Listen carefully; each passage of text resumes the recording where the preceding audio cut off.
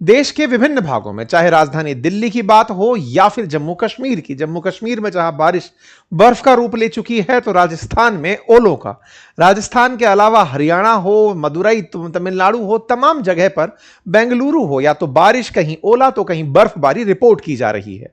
परिणाम होता यह है कि फसलों को उसकी वजह से नुकसान होना रिपोर्ट हुआ है।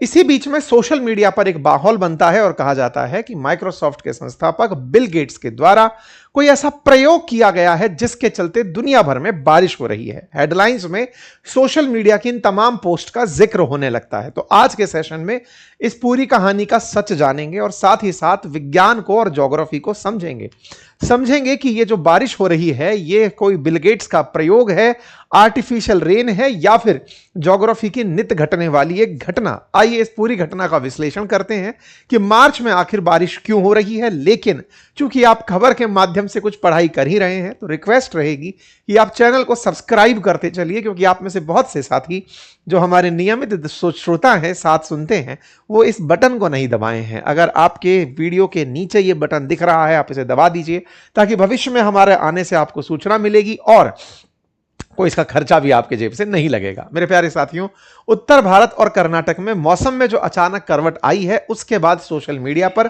वायरल रील्स का दौर जारी है। लोग तमाम प्रकार के वीडियोस बना करके दिखा रहे हैं कि देखिए इस तरह से मतलब आसमान में एक सीधी पट्टी सी खिंची है बादल की। कई जगह दिखाया जा रहा है कि कुछ तो बिल गेट्स ने ऐसा प्रयोग किया है जिससे आसमान में एकदम क्लाउड्स बन गए हैं और ये क्लाउड्स इस तरह के हैं और यही क्लाउड्स हैं जो धीरे धीरे बारिश कर रहे हैं। सब लोग ले दे करके सन डिमिंग प्रोजेक्ट को, जो ये देखो समुद्र पर धूप ना आ जाए इसलिए इसने कुछ प्रयोग किया है, उसका परिणाम निकल कर आ रहा है। ठीक है साहब, कुल मिलाकर के बिल गेट्स के ऊपर आरोप लगता है कि उन्होंने मौसम को कंट्रोल करने का कोई प्रयोग किया था जिसका उद्देश्य था कि धरती पर सूरज की रोशनी कम आए। गर्मी शुरू होने से पहले ही उन्होंने यह प्रयोग सफल कर लिया और उनके चलते अब दुनिया भर में बारिश आ रही है और भारत के अंदर बारिश, और भारत का सोशल मीडिया एकदम इसका बज़ क्रिएट करके बैठा हुआ है। तो चलिए फिलहाल इस वायरल मैसेज के जो दावे हैं उनको जान लीजिए। दावा कहा जा रहा है कि बिल गेट्स अब मौसम को कंट्रोल कर रहे हैं। उनका एक स्कोपेक्स करके प्रोजेक्ट है जिसमें केमिकल रेन करवाई जा रही है। हवाई जहाज के माध्यम से केमिकल छोड़कर नकली बादल बनाए जा रहे हैं और मौसम के अधिकार अब निजी कंपनियों के पास चले गए हैं। कुछ इस तरह का माहौल चल रहा है। चलिए आते हैं फिलहाल बिल गेट्स, जिनका नाम फिलहाल तो खैर एप्स्टीन फाइल ताजा उसके कारण भी सुर्खियों में रहा, लेकिन उससे पहले माइक्रोसॉफ्ट के कारण सुर्खियों में भैया रहे ही हैं। दुनिया के अंदर टॉप कंपनी चलाते हैं। इन्होंने असल में वर्ष 2007 में एक फंड दिया था। वो दिया था इनोवेटिव क्लाइमेट एनर्जी रिसर्च नाम का एक फंड बनाया था जिसका उद्देश्य सोलर जियो इंजीनियरिंग करना था, जिसका उद्देश्य था कंप्यूटर मॉडलिंग, थ्योरी और ऐसे प्रयोग करना। और इस काम के लिए बाकायदा इन्होंने हार्वर्ड जैसी यूनिवर्सिटी के वैज्ञानिकों को फंडिंग दी थी। इस प्रोजेक्ट का नाम स्कोपेक्स यानी स्ट्रेटोस्फेरिक कंट्रोल परटर्बेशन एक्सपेरिमेंट रखा गया था। उद्देश्य क्या था? सोलर इंजीनियरिंग करना। अब ये सोलर जियो इंजीनियरिंग थी क्या? इस बात को समझने के लिए ऐसे समझिए कि हमारी धरती पर गर्मी होती क्यों है। तो अब बोले साहब सूरज की रोशनी धरती पर आती है। बोले बहुत बढ़िया, धरती पर आती है तो फिर अचानक ये तापमान बढ़ने क्यों लगा है, मतलब लोग घबरा क्यों रहे हैं ग्लोबल वार्मिंग से। तो बोले साहब जो सूरज की रोशनी धरती पर आती थी ये लौट कर वापस जाती थी, लेकिन इन दिनों जा नहीं पा रही है। अच्छा, कई लोगों की ज्योग्राफी यहां हिल जाएगी। लौट कर वापस जाती थी का क्या मतलब होता है? मतलब यह होता है कि हमारी धरती पर जो सनलाइट आई थी, अंधेरा होने के बाद जब सूरज धरती के उस सरफेस से दूर चला जाता है तो वहां से वो धूप मतलब जो है वो हीट को वापस निकलने लगती है। तो धरती उस टेम्परेचर को वापस निकालती है, हीट को वापस निकालती है। हीट को वापस निकालकर वातावरण में भेज देती है और वातावरण से फिर वो आउटर एटमॉस्फेयर से होते हुए ब्रह्मांड में चला जाता है। ये तरीका माना जाता है। बोले ठीक है साहब, लेकिन इंसान ने इतने सारे प्रयोग किए पर्यावरण के साथ कि उसने जो कार्बन डाइऑक्साइड, कार्बन मोनोऑक्साइड या ग्लोबल वार्मिंग के लिए जो जिम्मेदार गैसें हैं उनका जब उत्सर्जन शुरू किया तो वो वातावरण में एक चादर बना ली। और वो चादर ऐसी थी कि धरती पर सूरज की रोशनी आ तो रही थी, लेकिन जब उसकी वेवलेंथ लंबी हो रही थी और ताकत घट रही थी उस समय वो लौटकर वापस पर्यावरण को छोड़कर नहीं निकल पा रही थी, जिस कारण से एक शैडो सा बन गया, एक चादर सी बन गई पृथ्वी के एटमॉस्फेयर में, जिसे ग्लोबल वार्मिंग कहा गया। जिस तरीके से बड़े तापमान को ग्लोबल वार्मिंग कहा गया और इस चादर को ग्रीन हाउस कहा गया। बस इसी के चलते दुनिया के अंदर गर्मी बढ़ रही है। यह बात माइक्रोसॉफ्ट को लगी कि अगर ऐसा है तो एक काम करो ना, सूरज की रोशनी जो धरती तक आ रही है इसे कम कर दो, इसे धरती तक इतना मत आने दो कि लौटने में दिक्कत कर रही है। भाई तापमान जब आ रहा है तभी तो दिक्कत हो रही है। बोले इसको कम कर दो। बोले एक काम करते हैं, हार्वर्ड के वैज्ञानिकों को पकड़ा और उनसे कहा कि भाई कुछ ऐसा प्रोग्राम करो जो सोलर जियो इंजीनियरिंग कर सके। कई तरह के मॉडल डिजाइन किए गए। सबसे पहला मॉडल यह था कि क्यों ना कुछ ऐसा किया जाए कि धरती के एटमॉस्फेयर से पहले ही कुछ ऐसे पार्टिकल्स, एरोसॉल पार्टिकल एटमॉस्फेयर में फैला दिए जाएं जो सूरज से आने वाली रोशनी को पहले ही रिफ्लेक्ट करके आउटर एटमॉस्फेयर से वापस ब्रह्मांड में भेज दें। इस प्रक्रिया को एक तरीका माना गया।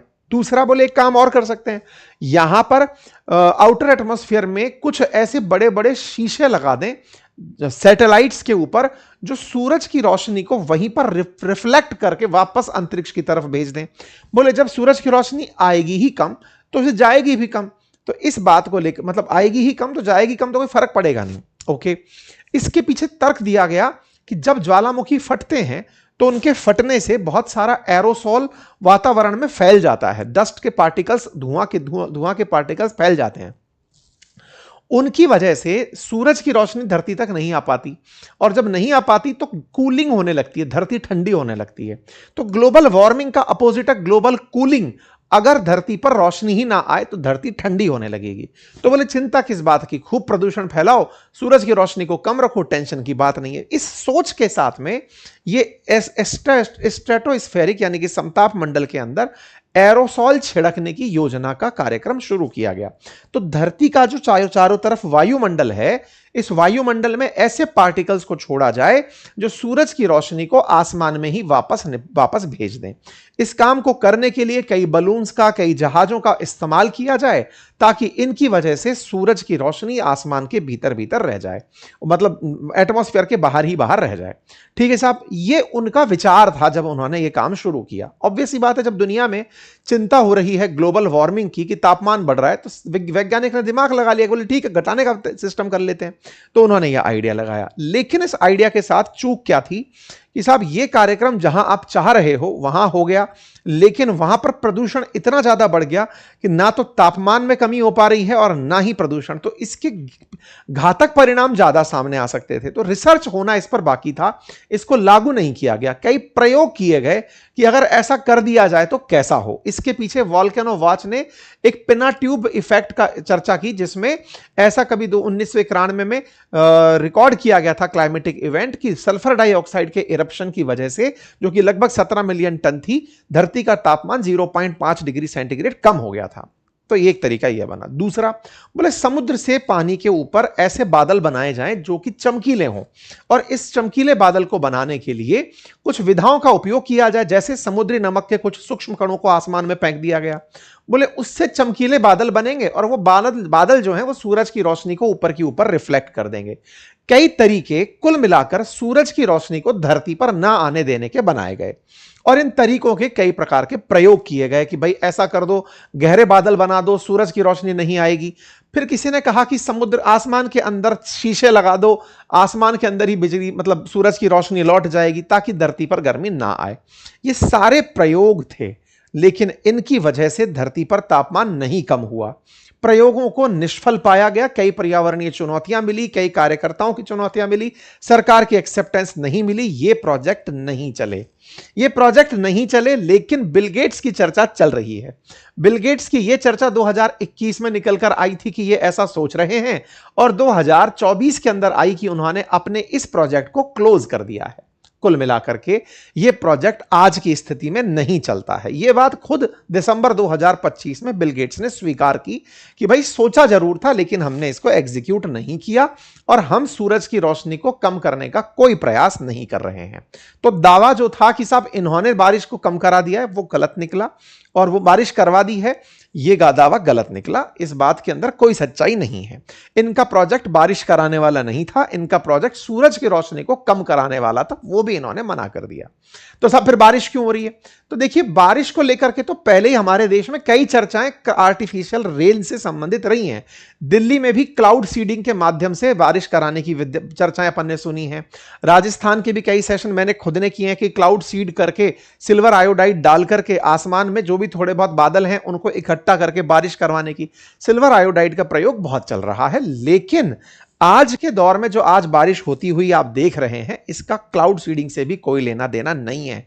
मार्च में जो ये बारिश हो रही है, जनरली हमारे देश में ये जनवरी फरवरी में होती थी, और इसी बारिश को पश्चिमी विक्षोभ यानी वेस्टर्न डिस्टर्बेंस कहा जाता था।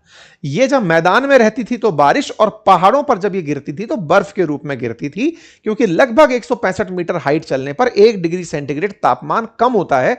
तो पहाड़ तो हमारे यहां पर 8-8 किलोमीटर ऊंचे हैं, तो वहां पर यही बारिश बर्फ बनकर गिरती थी। तो जनवरी फरवरी के अंदर अक्सर वेस्ट की तरफ से, पश्चिमी विक्षोभ की तरफ से आई हुई जो बारिश होती थी वो इसी तरह से उत्तर भारत में हाल पैदा करती थी। जनवरी के अंदर जब ये बारिश आती थी तो इससे फसल को बड़ा लाभ होता था। राजस्थान, हरियाणा, उत्तर प्रदेश, इसमें इसे मावठ के नाम से जाना जाता था। इस बार इसका टाइम थोड़ा लेट हो गया है, इसलिए जब गर्मी शुरू होने वाली थी तब बारिश आना और उसके चलते तापमान का कम हो जाना यह ज्यादा चर्चा का विषय बना है। फिलहाल देश में वेस्टर्न डिस्टर्बेंस सक्रिय है। हां, चर्चा इस बार इसलिए ज्यादा हो रही है कि पहले वेस्टर्न डिस्टर्बेंस थोड़ा मुड़ा हुआ आता था, इस बार 1000 किलोमीटर का जो बैंड है वो सीधा दिखाई पड़ रहा है। इस वजह से इसकी चर्चाएं ज्यादा हो रही हैं। साहब ये होता क्या है? होता कुछ नहीं है। हमारे अंतरिक्ष में, हमारे वायुमंडल में बहुत सी हवाएं चलती हैं। आसमान में हवाओं का दौर इस तरह से होता है कि धरती से उठी हुई जो गर्म हवा है जब वायुमंडल में पहुंचती है तो वापस वायुमंडल पर नीचे आने के लिए गोला काट रही होती है। ज्योग्राफी में इस घटना को मतलब बाकायदा जेट एयर्स के माध्यम से पढ़ा जाता है कि किस तरह से एयर्स का फ्लो बनता है। फिलहाल के लिए आप ऐसे समझिए कि धरती के ऊपर वायुमंडल में बहुत सारी हवाएं एक लाइन में बह रही होती हैं, उन्हें जेट स्ट्रीम कहा जाता है। कुछ जेट स्ट्रीम ऐसी हैं जो कैस्पियन सागर, मेडिटेरेनियन सी, ब्लैक सी से होते हुए भारत की तरफ, पाकिस्तान, अफगानिस्तान की तरफ से होते हुए भारत की तरफ आती हैं, हिमालय की तरफ आती हैं। ये अपने साथ में मेडिटेरेनियन यानी भूमध्य सागर का, कैस्पियन सागर का जो जल है उसको भाप बनाकर लेती आती हैं। बस उन्हीं के चलते इसी पर्टिकुलर सीजन में, ये ज्योग्राफी की प्रॉपर एक घटना है। हमारा जो फाउंडेशन बैच है ज्योग्राफी का, जिसको हमने पढ़ा रखा है अपनी पाठशाला एप्लीकेशन पर, उसमें डिटेल में बारिश क्यों आती है, मानसून क्यों आता है, जेट स्ट्रीम्स कैसे बनती हैं, ईस्टर्लीज क्या होती हैं, वेस्टर्लीज क्या होती हैं, किस तरह से कॉरियोलिस फोर्स काम करते हैं, सब पढ़ाया हुआ है। लेकिन फिलहाल आम बोलचाल की भाषा में इतना समझिए कि यहां से आई हुई जो पवनें हैं जो इस तरफ पश्चिम की तरफ लौट रही हैं, उनके साथ में पानी भर भर के आ रहा है और वो मैदानों में बरस रहा है। ठीक है साहब, चर्चा केवल इस बात की कि थोड़ा समय लेट हो गया है, और दूसरा तुलनात्मक रूप से पिछले बारों की तरह यह ज्यादा घूमते हुए ना होकर स्ट्रेट दिख रहा है। स्ट्रेट दिखना लोगों का चर्चा का विषय बना हुआ है। ठीक है साहब, तो बारिश कुछ भी असामान्य नहीं है, ऐसे ही आती थी, पहले भी आती थी, अभी भी आ रही है। तापमान के अंदर परिवर्तन है जो कि पर्यावरणीय परिस्थितियों की वजह से होता रहा है। तो फालतू की सोशल मीडिया पर रील देखने से बचिए, ज्ञान जो है वो पढ़ने से लीजिए। अगर आप वो ज्ञान लेना चाहते हैं तो डिटेल में पढ़िए। जीएस फाउंडेशन में मैंने कंप्लीट एनसीईआरटी पढ़ा रखी है, हिस्ट्री, ज्योग्राफी, पॉलिटी, इकोनॉमी की, अपनी पाठशाला के एप्लीकेशन पर। आज ही जाइए। अगर नहीं पढ़ाने में इंटरेस्ट है, किताब पढ़ने का मन है, तो हमारे नोट्स मंगा लीजिए, वो भी हमने पिन किए हुए हैं आपके कमेंट बॉक्स में, आप वहां से उन्हें निकाल सकते हैं। ठीक है साहब, चलिए फिलहाल के लिए इतना ही। अपना ख्याल रखें। बहुत बहुत धन्यवाद।